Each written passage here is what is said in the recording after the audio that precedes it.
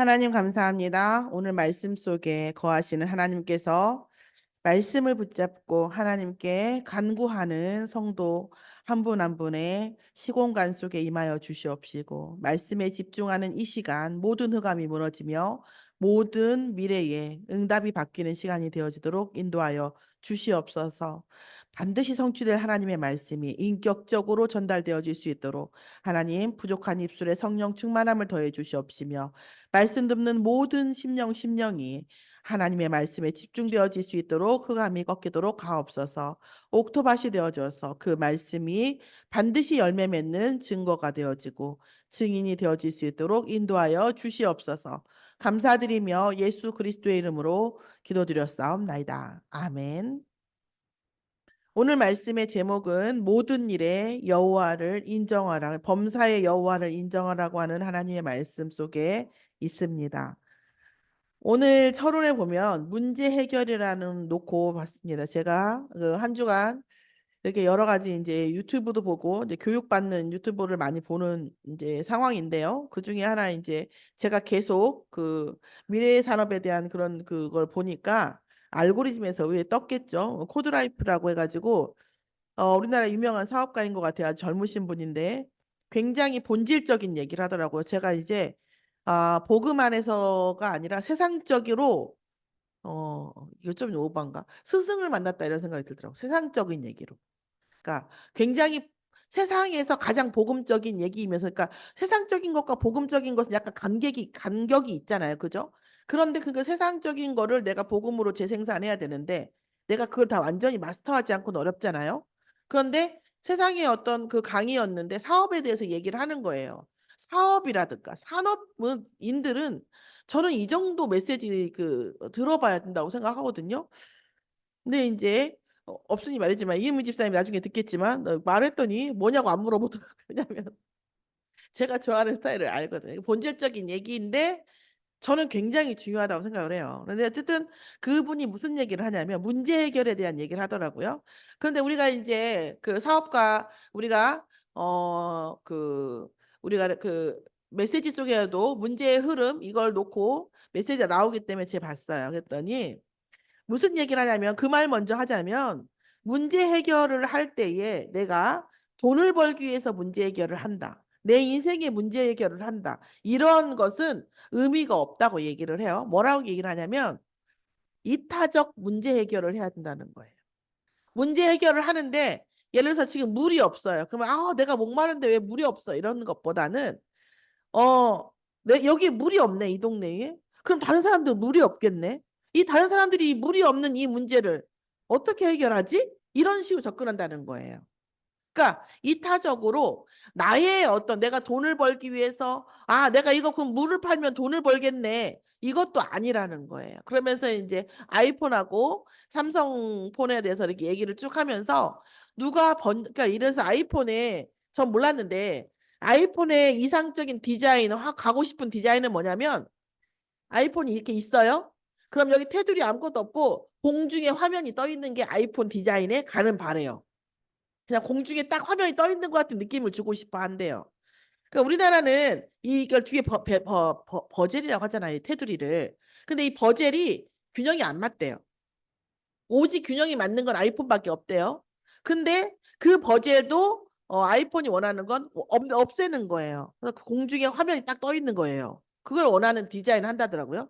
그러니까 아이폰은 자기네들이 돈을 벌고 못 벌고 이거는 두 번째, 세 번째고 자기네들이 추구하는 디자인, 추구하는 기능 이런 거를 주로 생각을 한다라는 거예요. 그거에 모든 걸 거는데 삼성은 매출에다 모든 걸 거는 거예요. 매출에 맞춰서 이제 기술 개발을 하는 거예요. 그 본질이 다르다 보니까 아이폰이 굉장히 비쌈에도 불구하고 그 비싼 돈 주고 아이폰을 사서 내가 헛돈 썼다 이렇게 생각하는 사람이 없다라는 거예요. 그러니까 그런 얘기를 하면서 무슨 얘기를 하냐면 이타적인 문제 해결. 내가 이럴 때 다른 사람은 어떨까? 그러면 그 사람들의 문제를 내가 어떻게 해결해 줄 것인가를 놓고 얘기를 해야 된다고 얘기합니다. 자, 그런 걸 다시 우리의 얘기로 돌리자면 어떤 걸 말할 수 있습니까? 제가 여러분에게 보냈던 내용이 있었죠. 아이고, 이게 아닌데. 아니고, 왜 이게 나왔을까요?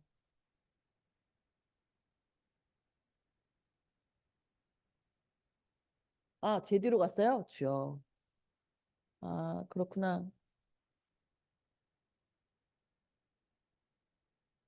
보면 우리가 보겠습니다. 아홉 가지 흐름을 제가 안 올렸나 여기다가? 여기다 올렸죠. 자, 아홉 가지 흐름이 우리가 7대 여정 속에 들어 있습니다. 아홉 가지 흐름이 뭐였어요? 유목사님 계속 말씀하시죠. 높이 어떤 문제를 놓고 어떤 상황을 보고 높이와 깊이와 넓이를 볼 수 있어야 된다는 거예요. 우리가 어떤 지식을 볼 때도 우리 아이들이 볼 때도 마찬가지고 그 문제와 그 상황의 높이와 깊이와 넓이를 볼 수 있어야 되고 또 위와 아래와 옆을 볼 수 있어야 한다는 거죠. 위는 뭐예요? 하나님 앞에겠죠. 아래는 뭡니까? 우리 내가 생각하는 것을 생각하지 못하는 사람들이고요. 그 다음에 내가 생각하는 걸 같이 똑같이 생각하는 사람을 옆이라고 볼 수 있어요. 복음을 볼 수도 있고 세상 일을 볼 수도 있죠. 자, 그리고 나서 뭐예요? 어떤 일이 일어났을 때 그 과거와 현재와 미래를 정확하게 볼 수 있어야 돼. 이 아홉 가지를 전체 이 문제의 높이, 깊이, 넓이라는 것은 그 문제의 높이와 사이즈를 다 입체적으로 다 볼 수 있어야 된다는 얘기를 하는 거겠죠. 이 아홉 가지 흐름을 볼 수 있어야 사실은 우리가 그 어떤 사실을 안다고 말할 수 있다는 거예요. 그래서 문제를 볼 때는 이 아홉 가지의 흐름을 놓고 흐름 위에서 그 문제를 한번 볼 수 있어요. 물론 어떤 문제는 높이, 깊이, 넓이를 알 수 없을 수도 있겠죠. 그러나 우리가 이 아홉 가지 기준을 놓고 이 문제 혹은 뭐 우리가 돈이 없다. 혹은 어떤 문제가 생겼다 이랬을 때에 그 문제에 대한 그 정의를 이 아홉 가지의 기준을 놓고 생각을 해보라고 하고 제시를 해주신 겁니다. 자, 이렇게 문제를 접근했을 때에 문제가 파악이 됐을 때에 우리가 뭐예요? 이타적인 접근을 할 수 있어야 된다는 거예요. 이타적인 접근을 다시 또 이타적인 접근을 했을 때 어떤 높이와 깊이와 넓이 그리고 어떤 위아래 옆 이 문제 해결에 대한 접근을 어디로 어떻게 접근해서 이 전체를 덜 풀 것인가를 생각해 줘야 된다라는 말씀을 주십니다. 자, 그래서 아주 얘네들이 자유롭게 왔다 갔다 하는군요. 자, 그러면 이 아홉 가지 흐름 속에서 이 문제를 보고 이 문제를 해결을 할 때 이타적인 접근, 그러니까 내가 어떻다가 아니라 다른 사람은 과연 어떻게 느낄 것인가를 생각해야 된다는 건데요. 여러분, 우리가 어린아이 때부터 있잖아요. 다른 사람이 어떻게 느끼는가를 생각하는 거예요. 어제 유주하고 신대 도서관을 갔어요. 책을 봤는데 유주하고 저하고 하나 가지고 왔어요. 두 권을 읽고 왔는데 나중에는 저는 피곤해서 졸고 있고 유주는 그 기차 같은 거 있는 데 있잖아요. 막 모양 있는 거 가보셨어요? 유주 신대 도서관이요. 드라마에 곧 나올 거예요. 그렇게 도서관을 잘 지어놨어요. 그래서 근데 이제 거기 가서 보는데 한 가지를 하고 왔어요. 뭐냐면 속상해라는 책이에요. 근데 저도 다 다른 건 기억 안 나요. 뭐가 속상해인데 뭐예요? 치약이 속상하대. 왜? 배를 자꾸 눌러서 배가 아프대. 배가 아파서 속상하대. 그랬더니 유주가 그때 딱 느끼는 거예요. 그러면서 뭐라냐면요. 이제부터 치약을 살살 눌러야 되겠다. 왜? 치약이 배를 자꾸 누르니까 속상하니까는 거예요.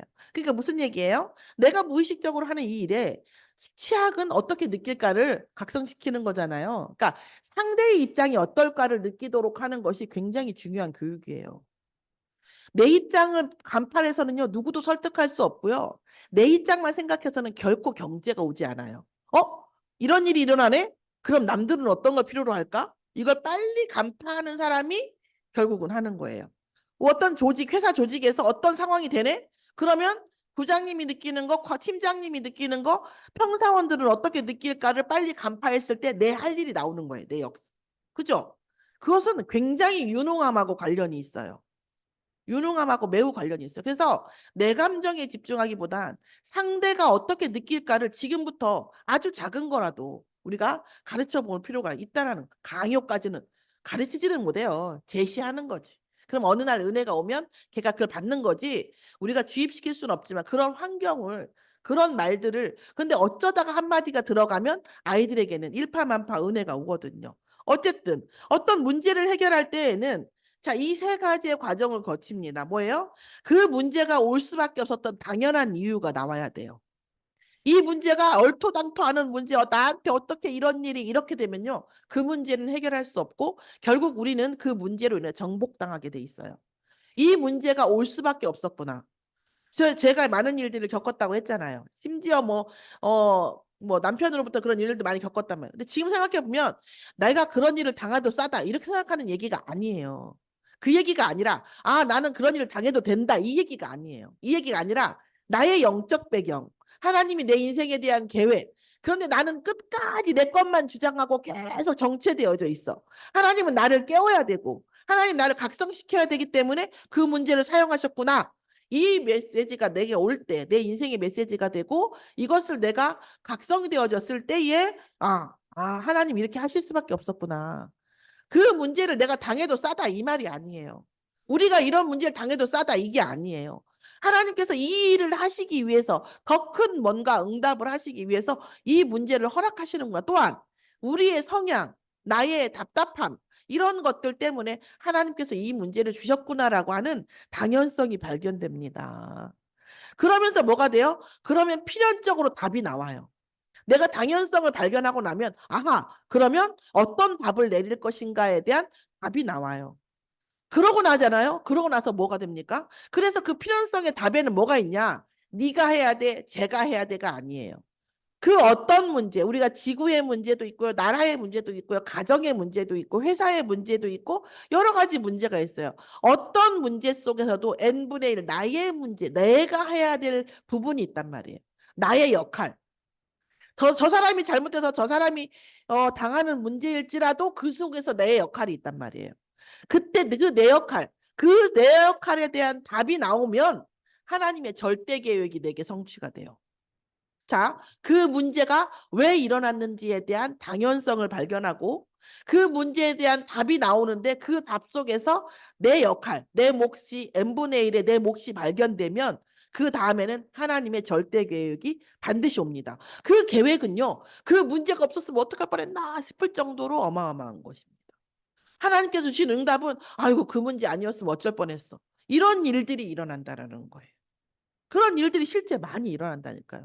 제가 아침에도 말씀드렸지만 저는 지금도 많이 부족한데 이 정도도 아니에요. 제가 내가 정말 인생을 성공했구나 이렇게 느낄 때가 두 번이 있었어요. 한 번은 뭐냐면 강남에서 제가 운전을 어떻게 배웠냐면 제가 이렇게 그 부끄러운 얘긴데 그 엄마가한테 이제 그 대학 다닐 때 그 학원비를 주시자. 그 당시 한 20만 원 정도 됐거든요. 근데 친구들하고 여행을 갔는데 돈이 떨어진 거예요. 고길도에서. 어떡해요. 그 돈을 써야지. 어쩔 수 없이. 그 돈을 썼어요. 그래서 그랬는데 저의 또 자존심상 또 달라고는 말 못해요. 저의 자존심상 그 돈을 다 썼다 말 못해요. 그럼 뭐예요? 그 돈은 용도는 뭐죠? 운전면허를 따는 데 필요한 돈이잖아요. 그럼 뭐예요? 그 돈 없이 운전면허를 따면 되는 것이요. 그죠? 그죠? 그래서 렌트카를 빌려가지고 친구 오빠한테 운전을 배워가지고 같이 갔던 친구 여행 갔던 친구하고 오빠한테 운전을 배워가지고 땅에다 그림 그려놓고 운전을 배웠어요. 그 당시로 르망 빌려가지고 이틀을 빌려서 운전을 배워가지고 그리고 또 다행히 그 당시 제가 여상에 있었는데 옆에 선생님이 운전 배운다고 학원을 갔어요. 그 당시에는 지금도 그런지 모르겠는데 운전면허 딸 때는 공식을 알려줘요. 예를 들어서 T자면 뒤로 두 바퀴, 앞으로 몇 바퀴 이렇게 막 그런 얘기가 있어요. 그 공식을 막 빨리 알려주라고 해가지고 막 배워가지고 그대로 해가지고 실제 그게 맞나 해갖고 가서 렌트카를 빌려가지고 시험을 한 거 27,000원 주고 빌려가지고 시험을 했어요. 그 시험을 한 다음에 S자, T자 뭐 이거 있잖아요. 그것만 배워가지고 가서 시험을 본 거예요. 뭐 필기야 뭐 공부하면 되는 거니까. 그런 다음에 이제 그거를 두 번 만에 붙었어요. 그거를 두 번 만에 붙었는데 그건 이제 공식대로 하는 거니까 누구나 붙는 거예요. 이제는 뭐예요? 이게 도는 거 있잖아요. 도는 게 문제예요. 그 도는 거를 한 번도 안 해봤어요. 정말 책에서만 배웠어요. 뭐가 있다더라. 이렇게 해서 정보를 완전 수집을 하고 배웠어요. 그러고 나서 처음 시험 본 게 처음 해본 거예요. 두 번째 시험 본 게 두 번 해본 거예요. 세 번째에 붙었어요. 그 당시에는 오토가 없었어요. 이제 연식 나온다 나이 그죠? 그 스틱밖에 없어요. 스틱 트럭 그렇거든요.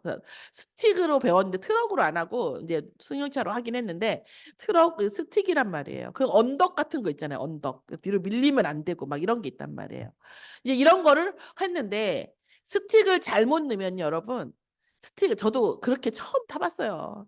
스틱이 잘못 들어가면 이게 말이 돼요. 차가 더그덕 더그덕 하면서 가는 거예요. 더그덕 더그덕. 그래가지고 제가 처음부터 끝까지 더그덕거려가지고 합격을 했어요. 저 때문에 뒤에 사람이 무섭잖아요. 가까이 못 오잖아요. 더그덕거리고 가니까 시간 초과로 떨어졌어요. 제 뒤에 사람이. 그러니까 제가 이걸 합격을 하고 나니까 운전면허 대기하 같은 사람이 다 나오고 우리 그 야구에서 홈런 치면 어떻게 하는지 아시죠? 홈런이다! 막 이렇게 하잖아요.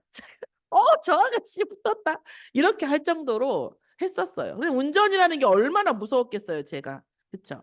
이런 그런 것들을 이렇게 기계치도 말도 못하게 기계치란 말이에요. 근데 하나님께서 그런 일들 속에서 이제 이렇게 온 저같이 이렇게 부족하고 막 안 되어지고 막 이랬던 저를 하나님 계속 아까도 말했듯이 복음 안에서는요. 이건 있어요.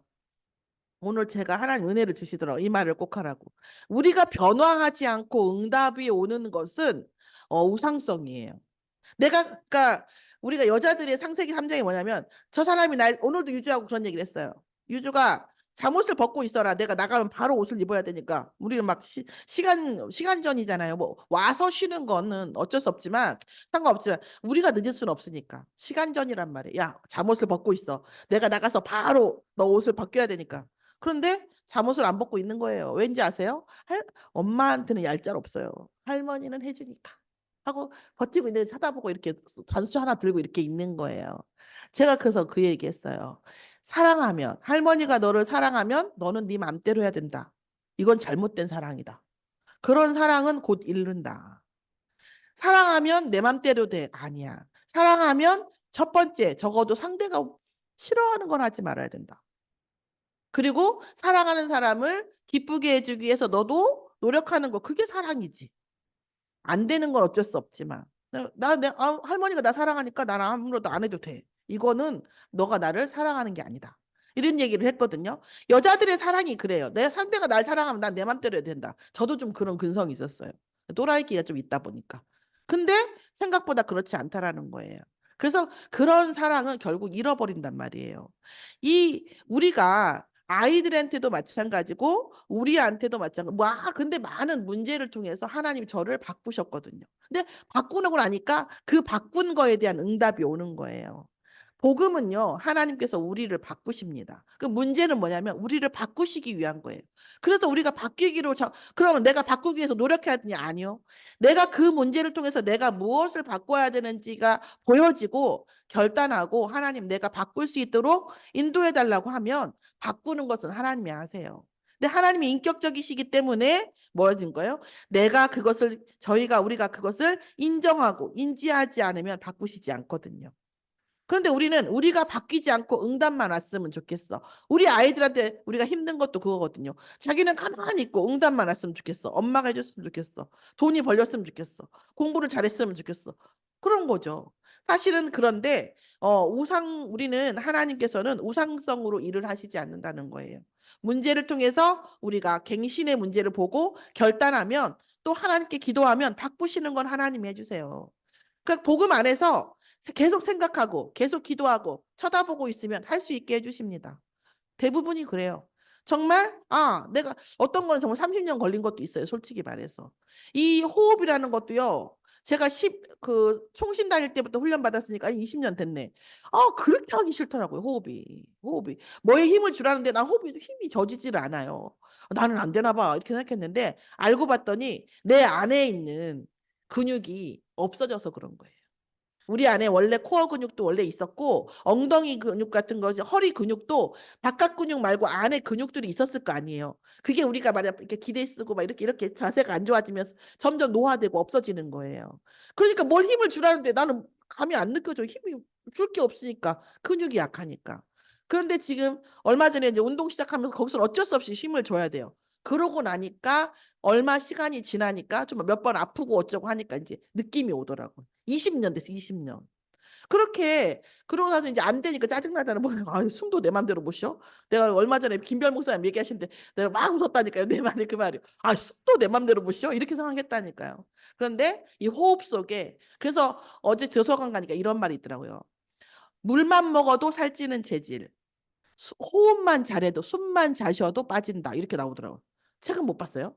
제목이 그래요. 물만 먹어도 살찌는 체질, 숨만 잘 쉬어도 빠진다. 이렇게 나왔어요. 책 제목이. 호흡 잘하면 살이 빠진다는 얘기예요. 제가 안 빠지고 이런 얘기하기 죄송합니다. 어쨌든 우리가 당연성, 필연성, 절대성 안에서 사실은 하나님은 우리가 결단만 하면 하나님이 바꾸시고 바꾸신 거에 대한 응답도 하나님이 주신다라는 말씀입니다. 자, 그래서 오늘 한나의 기도가 바뀌는 걸 보면 알 수 있어요. 본인나가 그 말하면 첩이죠. 애를 가졌어요. 근데 본처는 애가 없는 거예요. 그런데 한나가 어떻게 했어요? 분노를 느끼면서 분을 내면서 나만 왜 아이가 없냐고 하나님께 했을 때에는 응답이 없었어요. 그런데 아들을 위한 기도를 막 했을 때는 응답이 없었거든요. 우리가 저도 맞지. 그럴 때 많이 있죠. 그런데 기도하는 중에 뭐라고 하냐면 한나가 뭘 깨달았냐면 세상에 아들들이 많은데 하나님이 쓸만한 아들이 없는 거예요. 하나님이 사용하실 만한 아들이 없는 거예요. 세상에 아들들이 많은데 하나님의 아들이 없더라고. 그걸 깨달았어요. 그래서 한나가 뭐라고 기도했어요? 나에게 아들을 주시면 나시른으로 키워서 하나님께 바치겠다. 왜요? 세상에 아들들이 많으나 하나님의 아들이 없더라. 그걸 본 거예요. 내 아들 없는 것만 막 분통 터져가지고 막 억울해하게 했는데 하나님 입장을 보니까 하나님의 아들이 없어. 아, 하나님도 아들이 없네. 이렇게 아들들이 말은 뭐해? 다 쓸모가 없는데 하나님 입장에서. 나는 하나님께 쓰임받는 아들을 뭐 하시겠다? 구하겠다. 내게 아들을 주시면 하나님의 아들로 키우겠다라고 결단한 거예요. 그러면서 뭐 합니까? 하나님께서 아들을 주시는데 자, 두 번째 아들을 받고 나서 그렇게 나서 경배하고 나서 뭐라 했냐면 한나가 2장 찬양하는 거예요. 한나의 찬양의 얘기를 그 찬양의 줄거리가 뭡니까? 결국은 구원의 주체는 하나님이시라는 거예요. 용사도 활이 꺾일 때가 있고 늙으면 소용없고 임신 못하던 사람이 7명을 낳을 수도 있지만 어렸을 때부터 애 많이 낳은 여자는 나이 먹으니까 오히려 뭐 하더라? 늙어서 쇠잔해지더라. 우리는 여호와는 죽이시도 하시고 살리시기도 하시고 지옥에 보내기도 하시고 거기서 꺼내기도 하시더라. 여호와의 주체, 구원의 주체가 누구에게 있다? 하나님께 있다라는 것을 찬양했다는 거예요. 이것은 몰랐던 걸 알게 된 게 아니에요. 알고 있었어요. 알고 있었는데 이 사실이 이 한나로 하여금 찬양하게 하는 정도인 거예요. 아, 여호와께 모든 것이 있구나. 여호와께 주권이 있다는 것이 한나가 찬양할 수 있게 된 거예요. 모르던 걸 알게 된 게 아니라 그냥 알고 있던 사실을 한나가 찬양하는 거예요. 그리고 뭐예요? 여호와께 쓰는 지식의 하나님이시기 때문에 민격의 하나님이시기 때문에 인격적으로 뭐 하신다? 다 세고 계신다라는 거예요. 우리의 모든 삶을 다 세고 계신다. 그래서 그 다 세워진 그대로 하나님께서 뭐 하신다는 거죠? 갚아주신다는 거예요. 그게 지금 한나의 기도의 줄거리입니다. 그래서 생사화복, 우리의 모든 생사화복의 주관자는 하나님이시고 반드시 뭐가 있다? 심판이 있다라고 하는 겁니다. 반드시 여호와께서는 땅 끝까지 심판을 내리시고 자기의 왕에게 힘을 주시며 뭐예요? 하나님의 편에서는 왕 같은 제사장. 우리가 오늘 그 어린이 예배, 렘넌트 예배 때 나왔지만 뭐예요? 자기의 왕이라는 건 뭐죠? 그리스도를 붙잡은 자예요. 또 그리스도가 누구니까요? 왕이시잖아요. 그래서 그리스도를 언약을 붙잡은 자에게 힘을 주시며 자기의 기름 부음 받은 자가 누구시죠? 그리스도시잖아요. 그래서 그리스도에게 뿔을 높이신다 이 말. 이게 지금 한나가 뭘 깨달은 거예요? 그리스도를 깨달은 거예요. 하나님께서 모든 것을 구원하시고 모든 것을 심판하시는데 그 기준이 뭐죠? 기름 부음 받은 자에 대한 기준이 언약이 회복된 거예요. 10절에 나와 있어요. 그래서 여호와를 대적하는 자는 산산이 깨어질 것이라 창세기 3장 15절에 나와 있죠.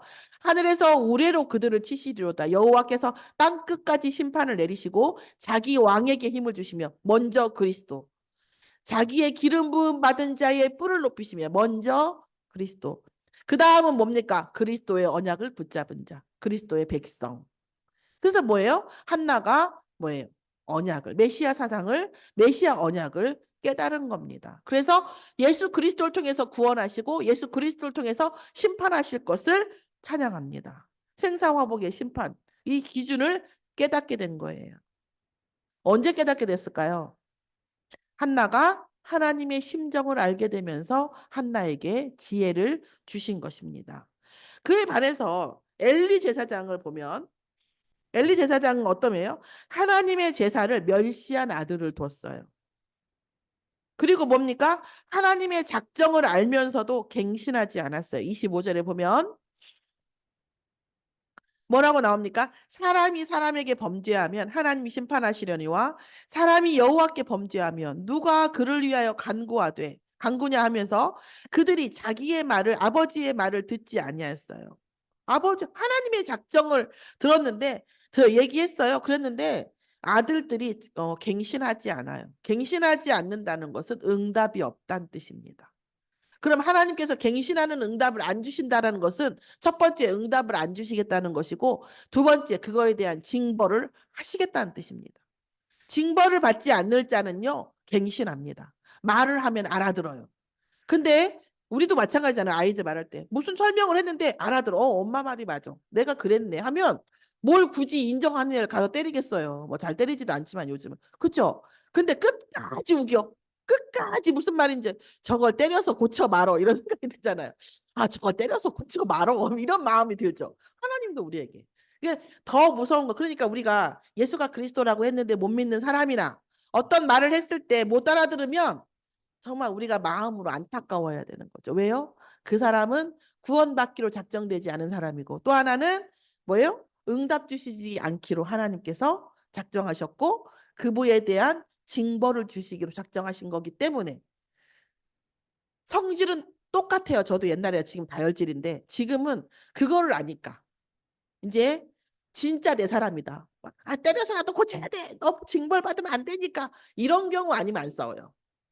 뭐 우리 아들이 막 가다가 운전하다 막 분을 내잖아요. 우리 유준의 엄마가 그래요. 어머니 클락션 한 번만 눌러봐요. 왜? 되나 보려고 저한테 클락션 한 번만 눌러보래요. 왜? 되나 보려고요. 그 정도로 제가 안 눌러요.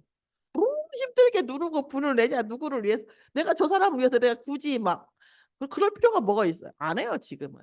진짜 정말 이 사람은 벌 안 받았 징계 안 받았으면 좋겠다. 이 사람은 정말 응답 받았으면 좋겠다 할 때 막 들고 흔들지. 그것도 그렇게 많지는 않지만 어 지금은 그렇게 안 해요. 오히려 못 깨닫고 못 받으면 아 그래 너는 구원이 없구나. 당신은 징벌을 받겠구나 하고 마음으로 안타까워하고 기도하죠.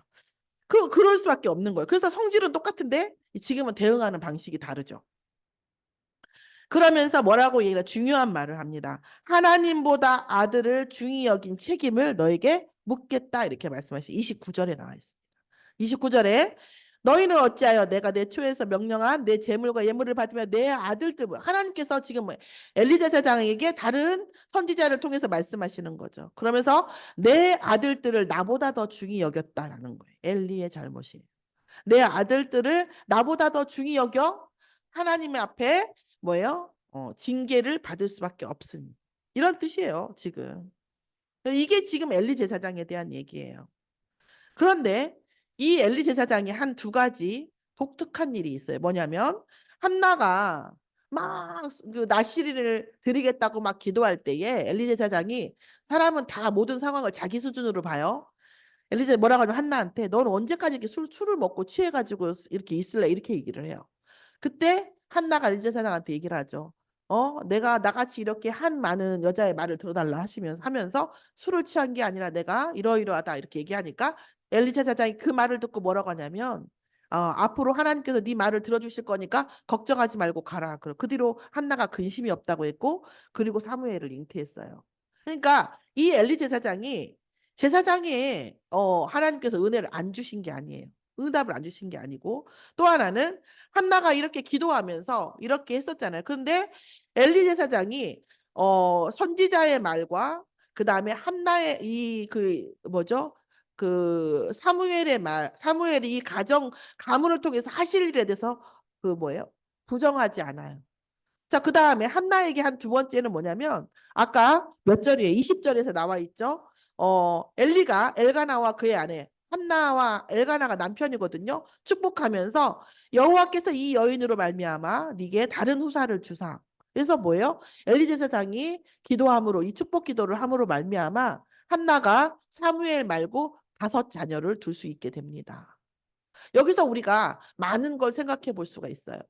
어떻게 보면 한나의 그 언약이 엘리제 사장 같이 말씀과 이상이 떨어지고 그렇게 하나님보다 자기 아들을 사랑해서 앞으로 문제가 되어질 제사장이지만 이 엘리 제사장의 영적 감동을 일으킬 만큼 한나가 언약을 붙잡았다고 볼 수 있고요.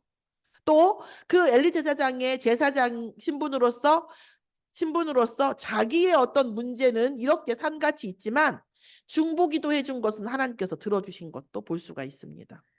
오늘 정말 하나님 앞에서 엘리 제사장의 모델을 보고 엘리 제사장과 한나의 관계를 보고 엘리 제사장이 한나에게 한 축복 기도를 통해서 한나가 응답받는 것을 볼 수 있어요. 아까 말씀드렸던 두 가지. 그만큼 한나의 언약이 강했다는 것, 나시릴의 언약이 강했다는 것. 두 번째, 제사장으로서 본인에 대해서는 징벌이 면치지 못할 상황이지만 이 제사장이 중보기도 했을 때 그 축복기도는 하나님께서 성취해 주셨다는 말씀입니다.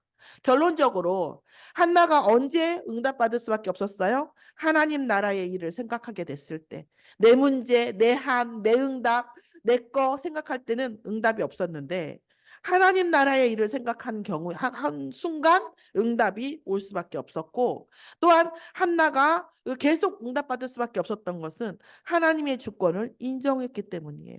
하나님의 한나의 그 영적 배경이 하나님의 주권을 인정한 영적 배경이기 때문에 또한 제사장의 축복 기도가 한나에게 응답되어진 거죠.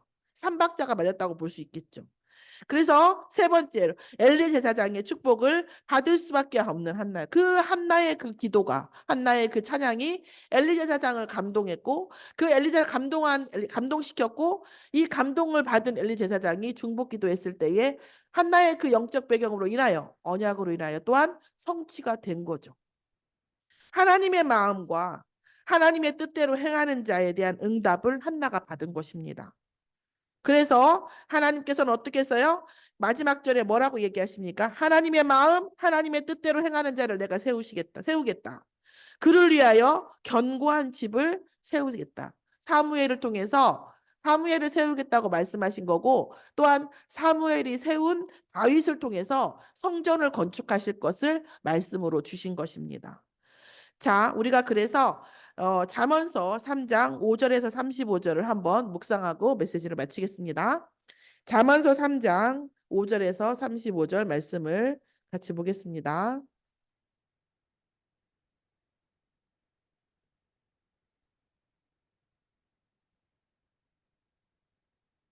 길지만 우리가 한번 같이 읽겠습니다. 제가 3절을 읽고 교독을 할게요. 찾으시죠? 인자와 잠언서 3장 5절 너는 마음을 다하여 여호와를 신뢰하고 내 명철을 의지하지 말라.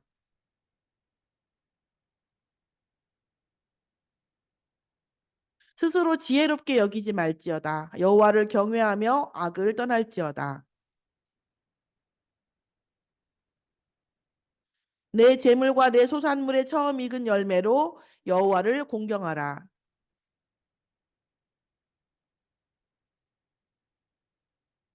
내 아들아 여호와의 징계를 경히 여기지 말라. 그 꾸지람을 싫어하지 말라.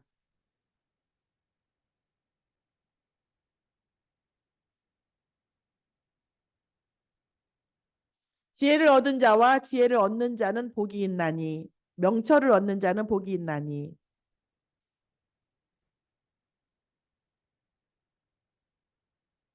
지혜는 진주보다 귀하니 내가 사모하는 모든 것으로도 이에 비교할 수 없도다. 그 길은 즐거운 길이요 그의 지름길은 다 평강이니라.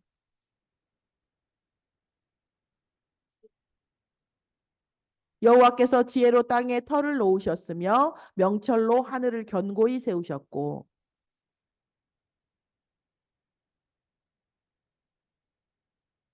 내 아들아 완전한 지혜와 근신을 지키고 이것들이 내 눈앞에 떠나지 말게 하라.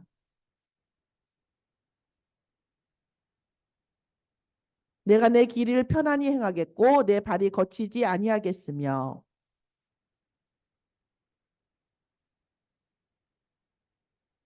너는 갑작스러운 두려움도 악인에게서 닥치는 멸망도 두려워하지 말라.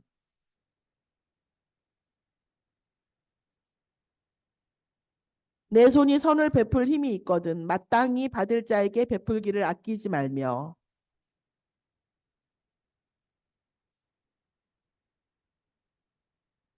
내 이웃이 내 곁에 평안히 살거든 그를 해하려고 꾀하지 말며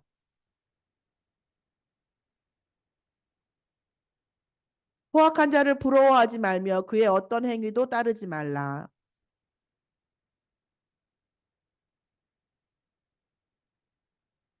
악인의 집에는 여호와의 저주가 있거니와 의인의 집에는 복이 있느니라.